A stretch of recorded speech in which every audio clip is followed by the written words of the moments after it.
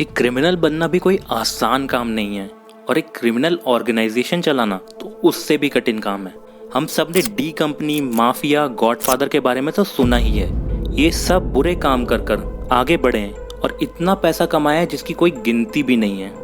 पर हर बड़ा criminal organisation कुछ नियमों के साथ चलता है और जितने सख्त और सही तरीके से इनके नियम चलते हैं ये ऑर्गेनाइजेशंस उतने लंबे समय तक टिक पाते हैं और इनमें से कुछ तो शेयर बाजार से ज़्यादा प्रॉफिट कमा चुके हैं। तो आज की इस वीडियो में हम कुछ ऐसे ही क्रिमिनल ऑर्गेनाइजेशंस के बारे में जानने वाले हैं। तो चलिए शुरू करते हैं top 10 most dangerous criminal organisations in the world. Number 10 पर है मेडेलिन कार्टेल। ये ऑर्गेनाइजेशन आज भी मौजूद होता तो लिस्ट के नंबर 1 पर होता, क्योंकि अपने सबसे अच्छे वक्त में ये ड्रग डील करने वाला संगठन कोलंबिया का ही नहीं पूरी दुनिया का सबसे पावरफुल और सबसे अच्छी तरह चलने वाला ड्रग कार्टेल था और इसे अमेरिका ने एक टेररिस्ट ऑर्गेनाइजेशन तक घोषित कर दिया था। और इसकी शुरुआत और किसी ने नहीं, सबसे फेमस क्रिमिनल में से एक पाब्लो एस्कोबार ने की थी।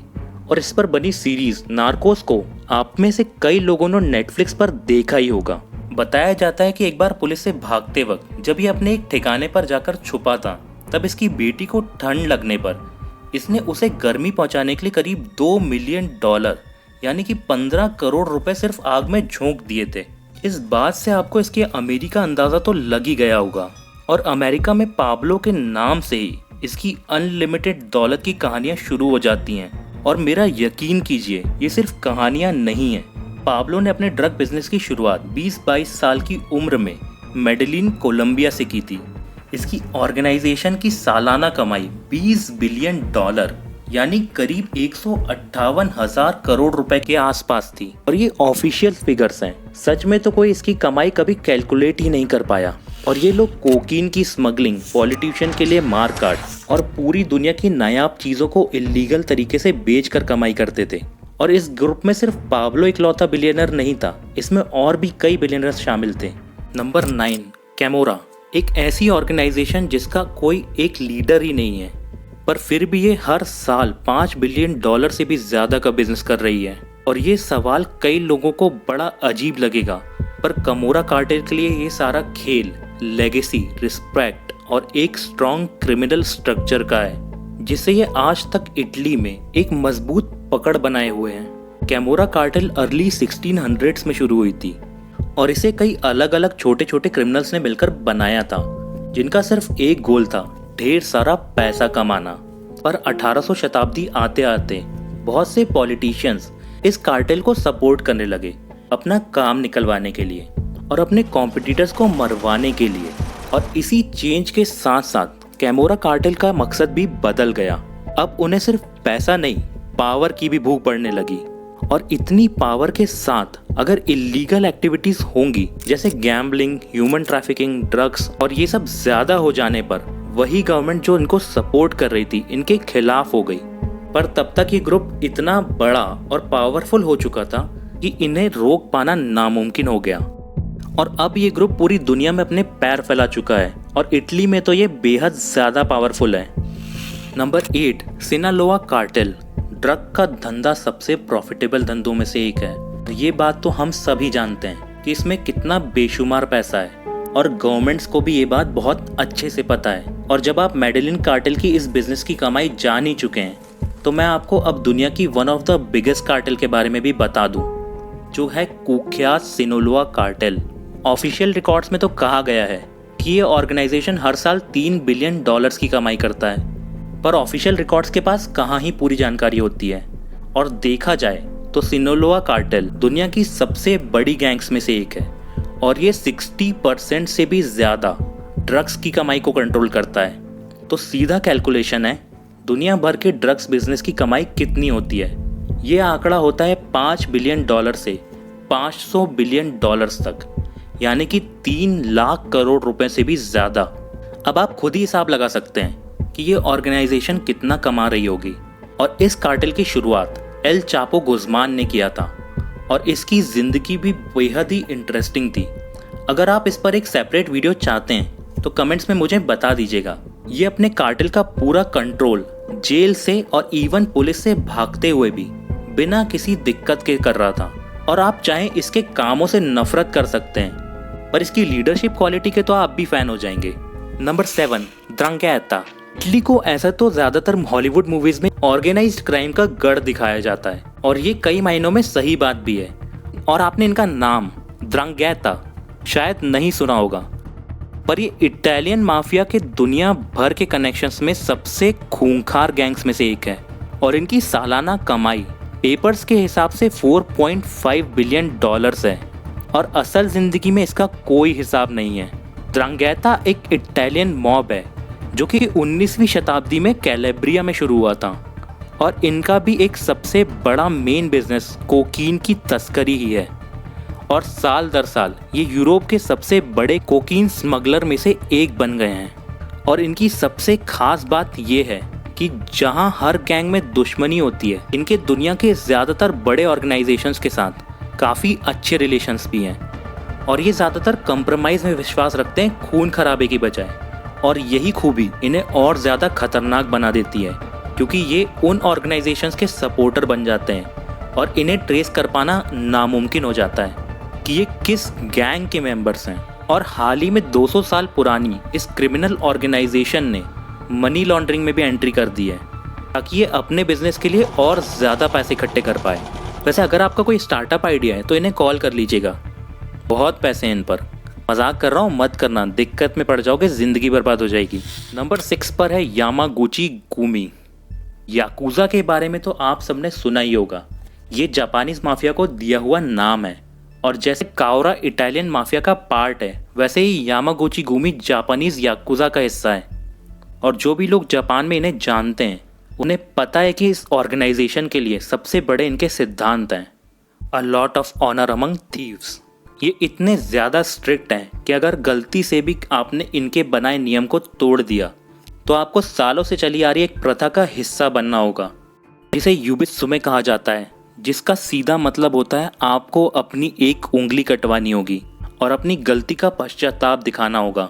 जापान में याकुज़ा में सबसे बड़ा सिंडिकेट यामागुची गुमी ही है, और इसकी शुरुआत 1916 में हुई थी हारिकीची यामागुची के द्वारा। आज के वक्त में इसके 20,400 एक्टिव मेंबर्स हैं और 18,600 एसोसिएट मेंबर्स हैं। और ये नंबर इतना क्लियर इसीलिए है क्योंकि इनका हिसाब और नियम सबसे पक्के हैं। इनका ज़्यादातर पैसा वसूली, सेक्स इंडस्ट्री, हथियारों और ड्रग्स की हेराफेरी, स्टॉक मार्केट का मैनिपुलेशन और इंटरनेट पोर्नोग्राफी से आता है। और बताया गया है कि ये सिंडिकेट 6.6 बिलियन डॉलर की सालाना कमाई कर लेता है, पर ये भी एक गवर्नमेंट फिगर है और मेरे हिसाब से रियल अमाउंट से बेहद ही ज़्यादा दूर है। नंबर 5, स्लोनसेवस्काया ब्रातवा। रशिया का अपना ही एक माफिया है। ये सुनकर तो आपको कोई नई बात नहीं लगी होगी, क्योंकि हॉलीवुड छोड़ो बॉलीवुड तक में इसका जिक्र कई बार आया है। और ब्रातवा रशिया के सबसे बड़े और सबसे पावरफुल माफिया हैं, और हर साल एस्टिमेटेडली 8.5 बिलियन डॉलर की कमाई करते हैं। लोगों को कॉन्ट्रैक्ट पर मारना हो या पैसों की हेरा फेरी या ड्रग्स के बिजनेस, ये रशियन माफिया ऐसा कोई भी काम नहीं छोड़ता जिससे इलीगल पैसे बनते हों। और जहां याकुज़ा बेहद ही नियम कानून के साथ हाईली ऑर्गेनाइज्ड है, वहीं इस ऑर्गेनाइजेशन की अपनी ही खास बातें हैं। इस ग्रुप में करीब 9,000 मेंबर्स हैं, जो कि अलग अलग 10 लगभग इंडिपेंडेंट गैंग्स में बटे हुए हैं और अपने अपने हिसाब से काम करते हैं। लेकिन जब भी एक होने का मौका आता है, तब ये सारे डिफरेंसेस को भूलकर सब कुछ दांव पर लगाकर एक दूसरे की हेल्प करते हैं। और इनके पैसों की देखरेख 12 लोगों की एक टीम करती है, जो कि दुनिया के अलग अलग हिस्सों में टाइम टू टाइम मिलते रहते हैं, और इनका मिलना किसी फेस्टिवल से कम नहीं होता इनके लिए। नंबर 4 पर है इंडिया की डी कंपनी। भारत का नाम इंटरनेशनल माफियाज की गिनती के तौर पर बहुत ही कम लिया जाता है, क्योंकि शायद लोगों का ध्यान ही इस पर नहीं जाता या कोई भारत के इस हिस्से को देखना ही नहीं चाहता। पर दाऊद इब्राहिम डी कंपनी के वजह से ही बड़ा नाम बना हुआ है, क्योंकि ये FBI की हिट लिस्ट में नंबर 3 पर है और ये मोस्ट वांटेड क्रिमिनल्स में से भी एक है।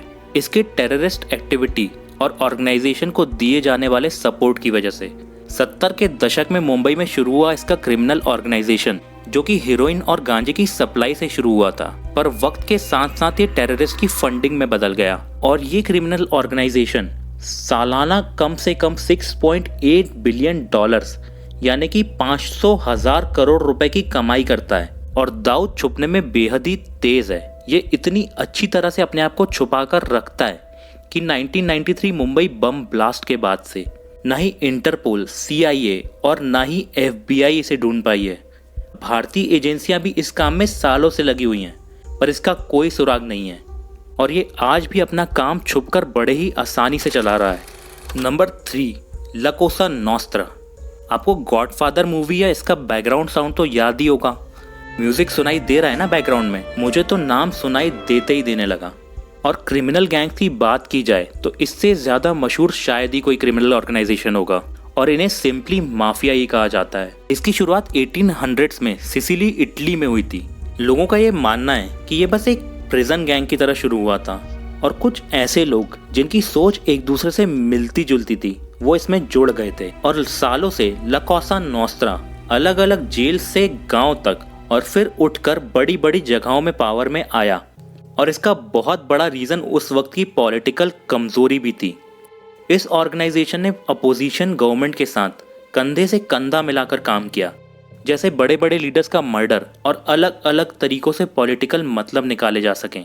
पर फिर तानाशाह मुसोलिनी के पावर में आने से माफिया के लिए भी एक बहुत बड़ा खतरा खड़ा हो गया। इसी कारण सारे माफिया US और कनाडा भाग गए ताकि अपना पावर और काम दोनों बरकरार रख सकें। वसूली, मनी लॉन्ड्रिंग, गैम्बलिंग, ये हर एक बुरे काम को अंजाम देते हैं और इस गैंग के दुनिया भर में 25,000 से भी ज़्यादा लोग हैं और 25 से भी ज़्यादा छोटे छोटे गैंग्स इनसे जुड़े हुए हैं और ये सब मिलकर हर साल $50 बिलियन से भी ज़्यादा की कमाई कर लेते हैं, जो कि एक बहुत ही ज़्यादा बड़ा नंबर है।